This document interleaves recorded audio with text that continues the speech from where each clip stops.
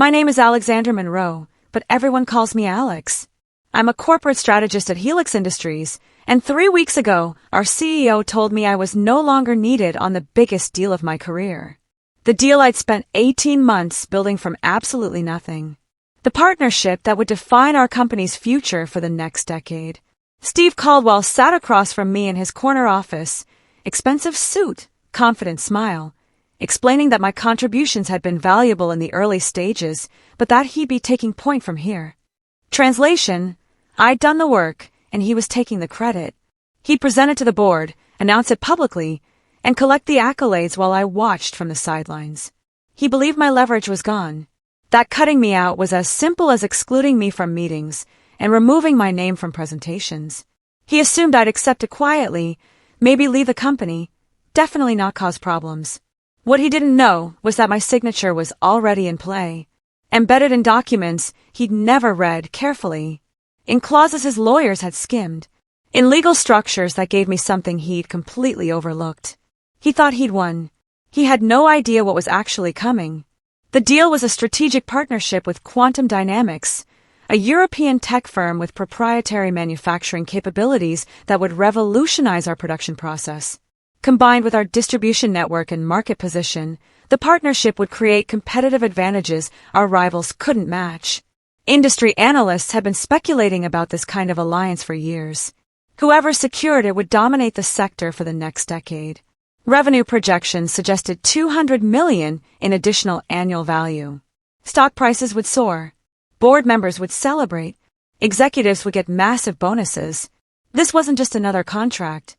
This was the kind of deal that defined careers, that made reputations, that separated companies that merely survived from companies that dominated. And I'd built it from nothing. Not assisted, not supported, not contributed to someone else's vision.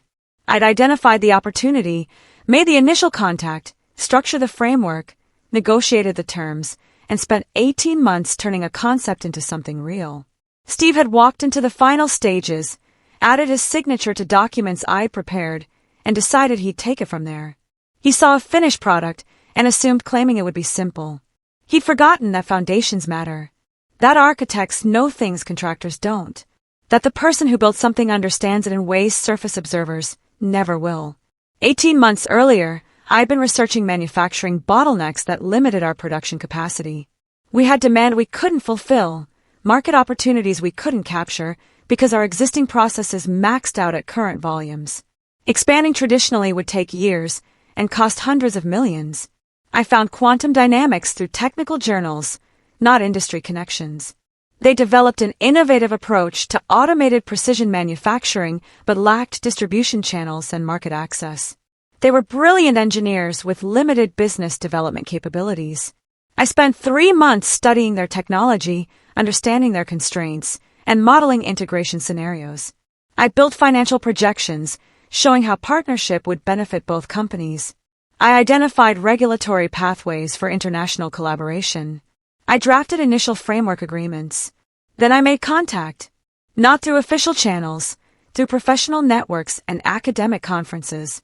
I attended a manufacturing symposium in Berlin specifically because their CTO was speaking. I introduced myself afterward, discussed their technology, and planted seeds about potential collaboration. Over the next year, I built relationships with their leadership team, learned their goals, concerns, and decision-making processes, negotiated preliminary terms, structured legal frameworks, addressed regulatory requirements, managed every detail personally because this was too important to delegate. By month 15, we had a comprehensive partnership agreement ready for final approval. I'd done everything.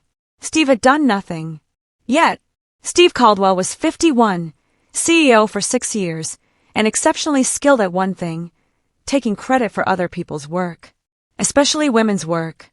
He was charismatic in boardrooms, confident with investors, and politically brilliant at positioning himself at the center of every success.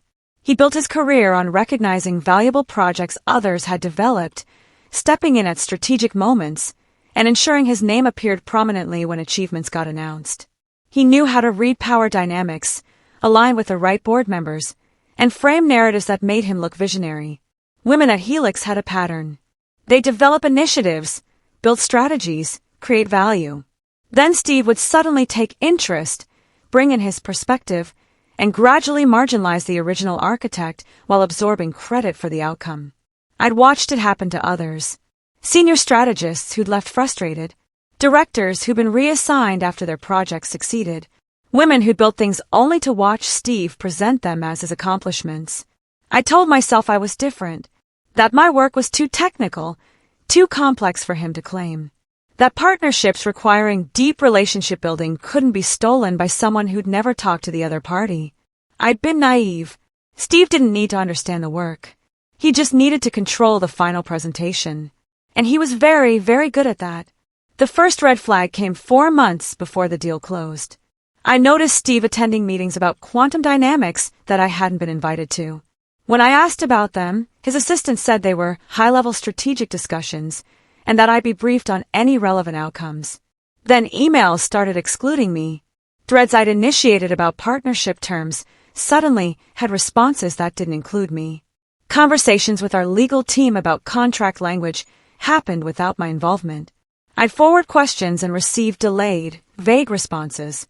In meetings I did attend, Steve started speaking about our partnership strategy, using my analysis but reframing it as collaborative work rather than my individual effort. He'd say things like, "The team has identified," when actually I'd identified.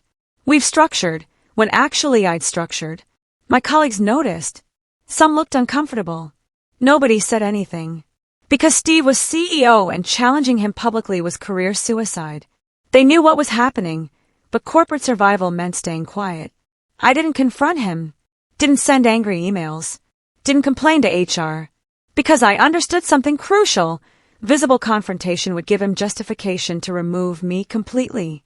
He'd frame me as difficult, territorial, unable to work collaboratively at senior levels. So I watched, documented, and waited. The meeting happened 6 weeks before the scheduled board presentation. Steve called me to his office, closed the door, and spoke with practiced empathy that barely masked dismissal. "Alex, I want to thank you for the foundational work you've done on the quantum partnership. Really exceptional research and initial structuring. But as we move into final negotiations and board approval, I'll be taking direct ownership. These senior-level discussions require executive presence." I stayed calm. I've been managing those relationships for 18 months.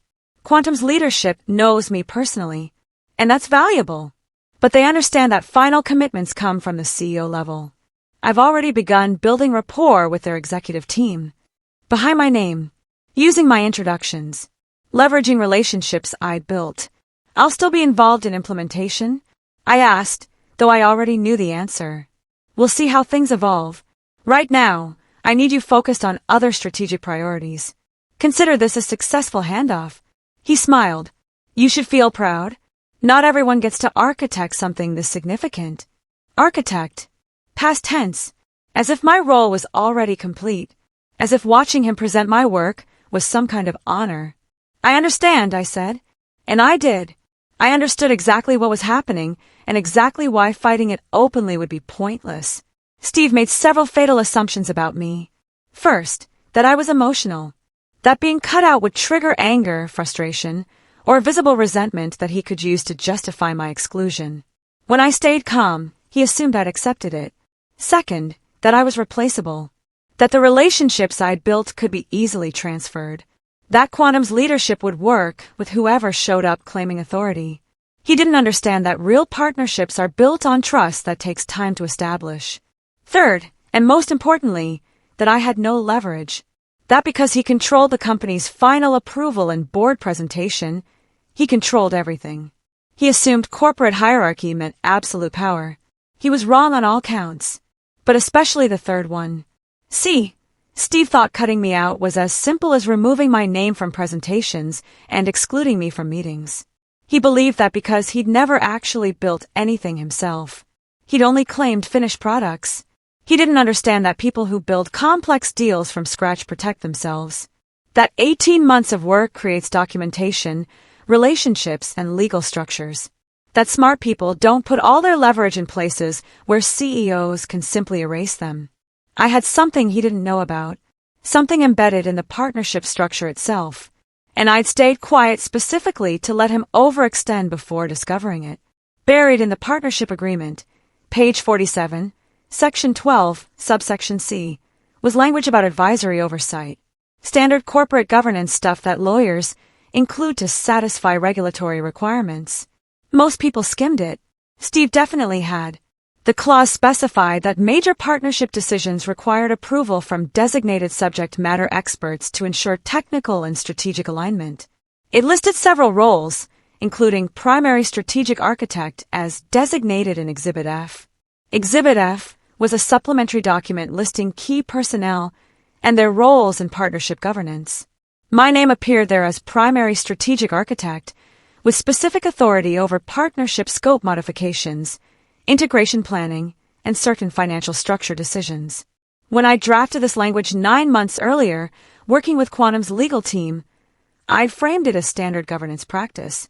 Protection for both companies to ensure partnership execution stayed aligned with original strategic intent. Nobody questioned it because it seemed reasonable. What I hadn't explicitly stated, but what the language implied, was that my advisory approval was required for the partnership to proceed as structured. Not optional. Not ceremonial. Legally binding approval authority. Steve had signed documents containing this language without reading carefully. His lawyers had reviewed for major liability issues, not governance details. Everyone assumed I was just ensuring proper documentation. Nobody realized I'd built a fail-safe, one that couldn't be removed without renegotiating the entire agreement, which would be nearly impossible at this stage. I never confronted Steve after that meeting. Never sent emails outlining my concerns. Never complained to board members about being cut out. I just stayed quiet, watched, and let him believe he'd won cleanly. This silence was deliberate. Corporate environments are vicious to people who complain about credit or mistreatment. Especially women. Especially when the person they're complaining about is the CEO. I'd be labeled difficult, emotional, unable to handle senior-level dynamics. Fighting openly would also give Steve warning. He'd examine the partnership documents more carefully, might discover the advisory oversight clause, might find ways to work around it or renegotiate it with Quantum before finalizing. But if I stayed silent, let him take complete ownership, let him announce it publicly, and build his credibility on it, then the revelation would be far more devastating. Because by then, he'd have committed fully. The board would have approved, based on his presentation. Investors would have reacted to his announcements. Removing me would become complicated. Explaining why the architect he dismissed still had legal authority would raise questions about his judgment and due diligence. The optics would be terrible. So I gave him rope. Let him present my work as his vision. Let him accept congratulations and plan celebrations. Let him believe the partnership was his triumph, all while knowing that my signature still mattered, that my approval was still required, that his victory was premature. Steve presented the partnership to the board 4 weeks later. I wasn't invited to the meeting, but I heard about it from colleagues. He'd given a masterful presentation, they said. Compelling vision, strong financials, clear strategic rationale. Standing ovation. He'd used my slides, my financial projections, my strategic analysis. Just removed my name and replaced it with executive team or our strategic initiative. The board had no idea I'd built it. They believed Steve had architected the entire partnership. The announcement went public 2 days later. Press release, investor call, media coverage. Helix Industries secures landmark partnership under CEO leadership. Steve gave interviews about his strategic vision, his relationship building with Quantum, his bold moves to position the company for growth. Industry publications praised his leadership. Analysts upgraded our stock rating. Board members congratulated him privately. His bonus was effectively guaranteed. His reputation as a visionary CEO solidified. I watched it all from my office, reading articles that described CEO-led strategy and executive vision, knowing every word was based on work I'd done. Colleagues who knew the truth avoided eye contact with me. They felt bad but weren't going to risk their careers defending me. Steve was riding high, celebrating privately, probably already planning his next move. The partnership was his triumph, his legacy, his proof of executive excellence. He had no idea what was still coming. What Steve hadn't read carefully, what his lawyers had glossed over, was that the advisory oversight clause wasn't just ceremonial language. It had teeth.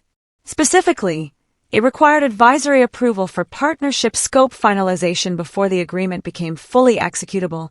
The clause stated that within 30 days of board approval, designated subject matter experts must confirm that final partnership terms aligned with technical and strategic parameters established during negotiation. This confirmation required formal documentation signed by the primary strategic architect. Without that confirmation, the partnership agreement remained preliminary, legally binding in structure, but not fully executable for implementation. Quantum couldn't begin integration work. We couldn't start joint operations. Financial terms couldn't activate. I'd structured it this way deliberately, working with Quantum's legal counsel who'd appreciated having additional governance oversight. They'd seen it as protecting their interests, ensuring the partnership they'd negotiated didn't get modified by executives who hadn't been involved in original discussions. Everyone had signed off because it seemed like reasonable corporate governance. Nobody recognized it as leverage, as protection, as insurance that I couldn't simply be erased from something I'd built. The 30-day window was approaching. Steve would need my signature to activate the partnership fully, and he still didn't know it. 2 weeks after the board approval, I received a calendar invitation for a partnership implementation review. All key stakeholders, including Quantum's leadership team via video conference. Agenda: finalize integration timeline and operational parameters. This was the meeting where Steve would cement his control, present himself as the partnership leader to Quantum's team, and begin the actual work of implementation.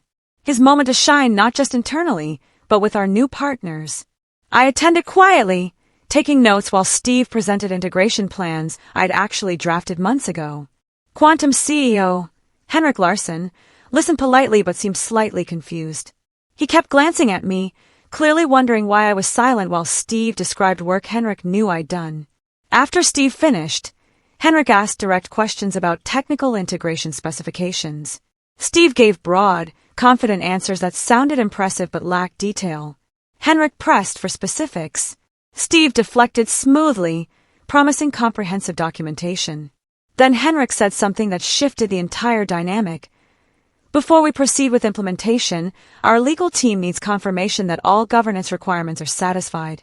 Specifically, the strategic alignment certification from the primary strategic architect. Alex, have you completed that documentation? The room went quiet. Steve looked confused. Documentation. Henrik pulled up the partnership agreement on screen. Section 12, subsection C, advisory oversight confirmation required within 30 days of board approval. We're at day 16. Alex's formal certification is needed to activate full partnership execution. Steve stared at me. I met his eyes calmly, giving away nothing.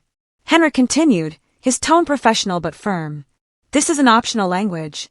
Our legal counsel was very clear that partnership execution requires confirmation from designated subject matter experts. Alex is listed in Exhibit F as primary strategic architect with approval authority over scope finalization. Steve tried to recover quickly. Of course. That's standard governance. Alex, you can handle that documentation this week. Actually, Henrik said, it's not just documentation. It's a formal advisory review with signature authority. The certification confirms that final partnership terms align with strategic parameters established during negotiation. If there are misalignments, the primary strategic architect has authority to require modifications before execution. I watched Steve process this, watched him realize that the partnership he'd presented as his triumph, that he'd announced publicly, that he'd built his credibility on, couldn't actually move forward without my approval. Approval he'd assumed was irrelevant because he'd cut me out. Our general counsel, Carolyn West, spoke up. I'll need to review the specific language. This provision wasn't flagged during initial legal review. It's standard governance language, Henrik said, included to protect both parties from scope drift or unauthorized modifications. Very common in complex strategic partnerships. We insisted on it, actually, to ensure continuity of strategic intent. Steve's expression remained controlled, but I saw his jaw tighten. He was beginning to understand. Not fully yet, but enough to be concerned. "Let's table this for now," he said. "Alex and I will discuss the certification process offline." 30 minutes after the meeting ended, Steve's assistant called. He wanted to see me immediately. I walked to his office with the same calm composure I'd maintained for weeks. Gave away nothing. He closed the door. Why wasn't I briefed on this advisory approval requirement? It's been in the partnership documents since month 9. Your legal team reviewed everything. It's standard governance language for complex international partnerships. Standard language doesn't usually include veto power for mid-level strategists. I'm not mid-level, and it's not veto power. It's strategic alignment certification. Quantum insisted on it to protect against scope modifications by executives who weren't involved in original negotiations. His eyes narrowed. "You structured this deliberately." "I structured comprehensive governance to protect both companies' interests, which any competent strategist would do." "How quickly can you complete the certification?" "That depends." "On what?" "On whether the partnership terms align with original strategic parameters. That's what the certification confirms." Silence. He was beginning to understand the full implications. That I wasn't just a signature on a form. That my approval carried actual authority. That cutting me out had been premature. "What do you want?" he asked finally. I smiled slightly. "To do my job, complete the certification. Ensure partnership execution aligns with strategic intent. Exactly what the governance language specifies." "Alex, I'll need a few days to review final terms thoroughly. Ensure everything aligns. Then I'll provide the certification documentation." I left before he could respond. The call came 2 days later. Not from Steve. From Carolyn, our general counsel, with Henrik and Quantum's legal counsel on the line. Conference call. Formal. Recorded. "Ms. Monroe, we're reviewing the partnership governance requirements. Can you confirm the scope of the primary strategic architect approval authority?" I prepared for this. Had documentation ready. Spoke clearly and precisely. The certification requires confirmation that final partnership terms align with strategic parameters established during negotiation. This includes verification of integration scope, financial structure, operational governance, and technical specifications. Any material misalignment requires resolution before partnership execution. And you have authority to determine what constitutes material misalignment? Correct. As the individual who negotiated original terms and understands both companies' strategic intent. That's why the role exists, to prevent scope drift. Quantum's lawyer spoke up. "This is consistent with our understanding. We included this provision specifically to ensure continuity with negotiated terms. Ms. Monroe has been our primary contact throughout. Her certification confirms we're executing what was actually negotiated." Carolyn asked the critical question. "And if you don't provide certification? Then the partnership remains in preliminary status, legally binding in structure, but not executable for implementation. Both companies would need to renegotiate terms or resolve identified misalignments." Silence on the line. Everyone understanding the implications. That I held real power. That Steve's public announcements had been premature. That the deal he'd claimed couldn't proceed without me. The emergency executive meeting happened the next morning. Steve, Carolyn, our CFO Harold Pierce, and me. Conference room. Closed door. Tension thick enough to cut. Carolyn laid out the situation clearly. The partnership agreement includes governance language, giving Alex approval authority over scope finalization. Without her certification, we cannot proceed with implementation. Attempting to remove or bypass this requirement would require complete renegotiation with Quantum, which would delay execution by months and damage our credibility. Harold looked at Steve. "You presented this to the board as ready for immediate implementation. You told investors we'd begin integration next quarter. How did we miss this?" "It's standard governance language," Steve said. "Nobody flagged it as problematic." "Because it isn't problematic," I said calmly. "Unless you cut out the person who has approval authority. Then it becomes very problematic." Steve's expression hardened. "Are you threatening to withhold certification?" "I'm explaining the governance structure that's been in place for months. Structure you signed off on. Structure Quantum insisted on. Structure that protects both companies' strategic interests. What are the terms for your certification? Carolyn asked directly. I need to verify that final partnership terms align with negotiated parameters, that implementation plans match strategic intent, that technical specifications haven't been modified without proper review. Standard due diligence for strategic alignment certification. How long will that take? For a partnership this complex? At least 2 weeks of comprehensive review. Maybe longer if I identify misalignments. Steve stood abruptly. This is corporate extortion. No, I said quietly. This is corporate governance. You just didn't read the documents carefully. Over the next week, Steve tried everything. He had lawyers analyze the governance language, looking for loopholes. Found none. It was airtight. He considered asking the board to override my authority.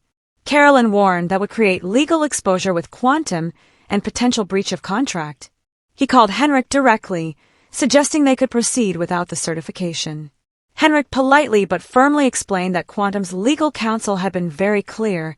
No certification, no implementation. They weren't risking partnership execution without proper governance compliance. He asked Harold to calculate the cost of delay. The CFO's analysis was devastating. Every month of delay cost approximately $12 million in lost opportunity value. Investors were already asking about implementation timelines. Any significant delay would damage stock prices and credibility. Steve tried to have HR intervene, suggesting my behavior was insubordinate. Carolyn shut that down immediately. I was following documented governance procedures.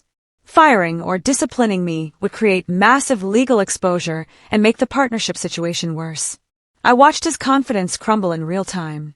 The smooth, controlled CEO who dismissed me weeks ago was now scrambling to fix a problem he'd created by underestimating me. His political skills were useless against legal structures and contractual obligations. Every avenue he explored led nowhere. Because I'd built this governance framework carefully, tested it with lawyers, ensured it was enforceable, created protection he couldn't simply remove or bypass. He'd taken my work. Now he was discovering he still needed me. The signature moment came 2 weeks after the emergency meeting. Conference room. Full executive team. Henrik joining via video. Official partnership governance certification review. I'd completed my analysis. Prepared comprehensive documentation. Reviewed every aspect of the partnership against original negotiated terms. And I'd found issues, not fabricated problems. Real misalignments between what had been negotiated and what Steve had presented to the board. Integration timelines Steve had proposed were unrealistic given technical requirements. Financial projections had been inflated beyond what our actual analysis supported. Operational governance structures had been simplified in ways that created risk. I presented my findings calmly, methodically, with documentation supporting every point. These misalignments don't mean the partnership is flawed. They mean implementation plans need adjustment to match negotiated strategic parameters. Henrik nodded throughout. This is exactly why we insisted on strategic architect certification. These are legitimate concerns that should be addressed before execution. Steve tried to defend his proposed terms, but he couldn't engage technically because he didn't understand the partnership at that level. He'd taken surface-level work and presented it without comprehending the complexity underneath. Harold asked the critical question, can these issues be resolved? Yes, I said, with approximately 6 weeks of revised planning, adjusting timelines, correcting financial projections, restructuring governance appropriately. Then I can provide certification and we can proceed. And you'll lead that revision process? Carolyn asked. That would be appropriate, I said, since I understand original negotiated parameters and have the approval authority. The board meeting happened 3 days later. Emergency session. Steve had to explain why the partnership he'd announced publicly couldn't proceed as planned. Why implementation was delayed. Why someone he described as providing early-stage support actually held approval authority over execution. I wasn't present, but Carolyn briefed me afterward. Board members had been furious. Not at me, at Steve. Why hadn't he understood the governance structure? Why had he announced prematurely? Why had he marginalized the person who actually built the partnership? Several members apparently asked pointed questions. You told us you architected this partnership, but the documentation shows Ms. Monroe as primary strategic architect. Can you clarify that discrepancy? You presented this as ready for immediate implementation. Now we're learning there are governance requirements you didn't account for. How did that oversight occur? Ms. Monroe was excluded from the board presentation. Given her legal authority over partnership execution, why wasn't she included? Steve had tried to maintain control, explained that governance language was more significant than initially assessed, that my role was larger than previously communicated, that delays were about ensuring proper due diligence. But the damage was done. Board members understood what had actually happened, that Steve had taken credit for someone else's work, that his due diligence had been sloppy, that his judgment was questionable. One board member apparently asked the most damaging question: do we have the right person leading this partnership execution? The fallout was immediate. The board didn't fire Steve. That would be too disruptive and create publicity problems. But they restructured partnership governance significantly. I was named Partnership Integration Director, reporting directly to the board with explicit authority over all execution decisions. Steve remained CEO, but was effectively removed from partnership operations. His role became purely ceremonial, external communications, board reporting. I ran everything that actually mattered. The press release was carefully worded to avoid admitting mistakes. Helix Industries strengthens partnership governance with enhanced leadership structure. It announced my appointment, acknowledged my role in partnership development, and emphasized commitment to strategic execution excellence. Industry analysts immediately understood what had happened. You don't create a new C-level position reporting to the board unless something went seriously wrong with existing leadership. Several publications ran stories questioning Steve's judgment and noting my unexpected elevation. Our stock initially dipped on uncertainty, then recovered when I gave a comprehensive analyst briefing, demonstrating deep understanding of partnership strategy and realistic implementation plans. Investors realized the partnership was actually in more capable hands now. Steve issued statements supporting the restructure, but everyone knew his authority had been diminished, his credibility damaged, his carefully constructed image of visionary CEO undermined by his own miscalculations. I'd gone from being cut out to being in control, not through confrontation, through governance, documentation, and patience. The formal offer came in writing 2 weeks later. Partnership Integration Director, C-level compensation, significant equity package, direct board reporting, explicit authority over the quantum partnership and any future strategic partnerships.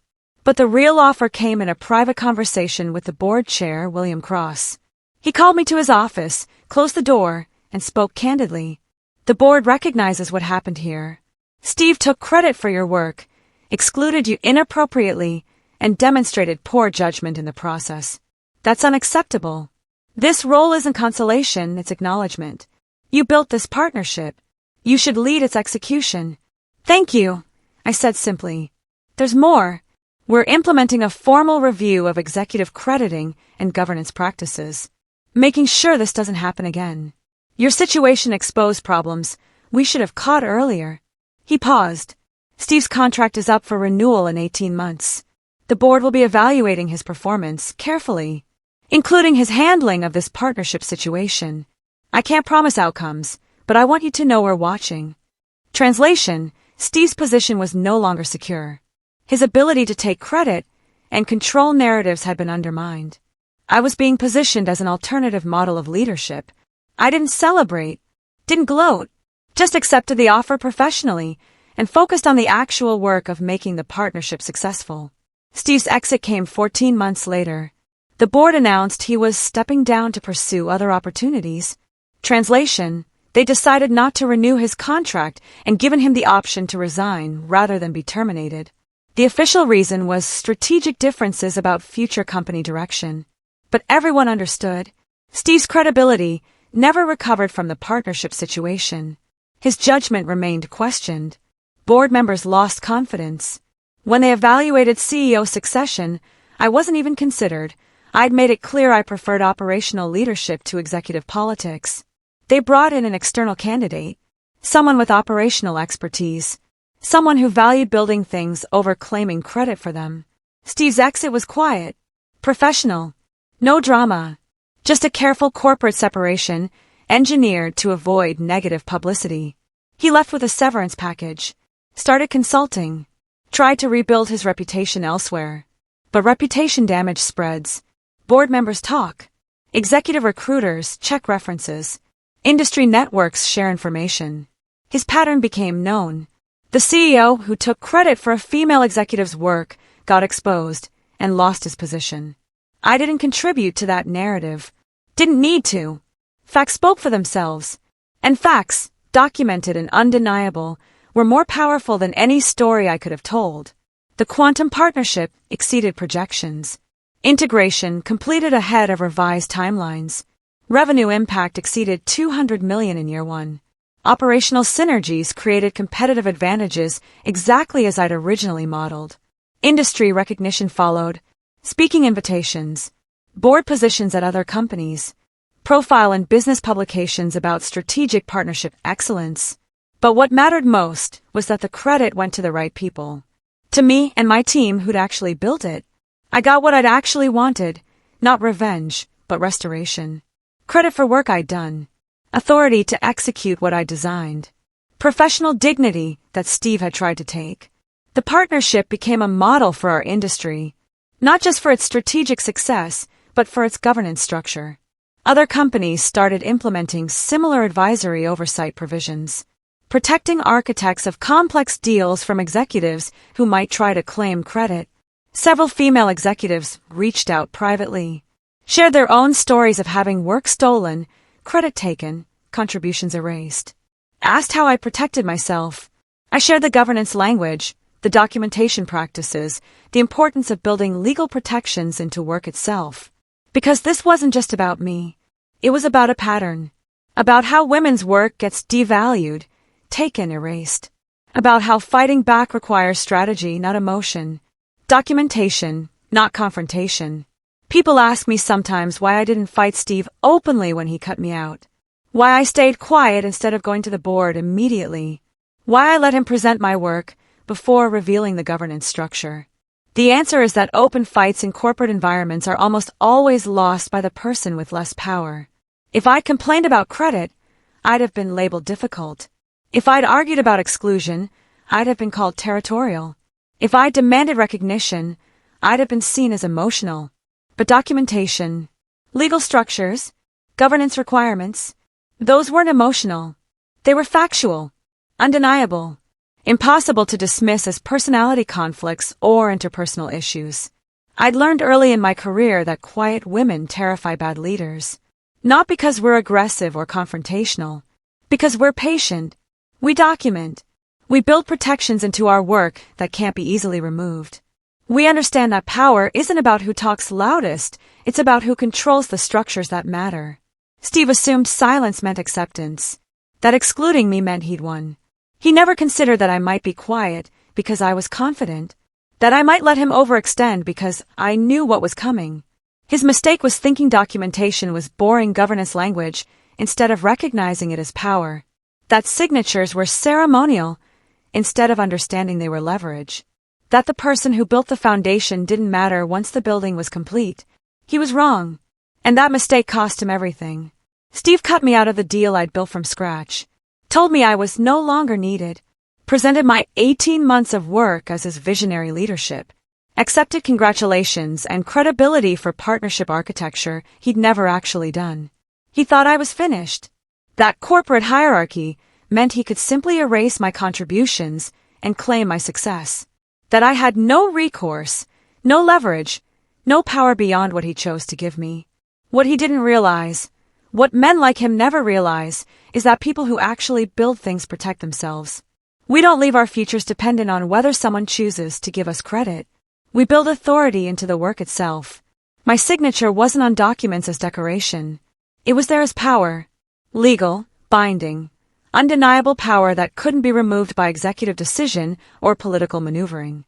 Power that Steve never saw coming because he'd never read carefully. Because he'd assumed governance language was irrelevant. Because he'd underestimated me completely. He thought I was finished. He didn't realize I was already authorized. That my approval was required. That cutting me out hadn't ended my authority, it had just hidden it until the perfect moment. 3 years later, I'm leading strategic partnerships at a company that values architects over claimers. Steve is consulting somewhere, carefully managing his reputation. The quantum partnership is studied as a case in success. And every time someone asks how to protect their work, I tell them the same thing. Build your power into the foundation. Document everything. Read the fine print. And remember that the person who actually builds something can't be erased, no matter how hard someone tries. They thought I was finished. They just didn't understand who was deciding.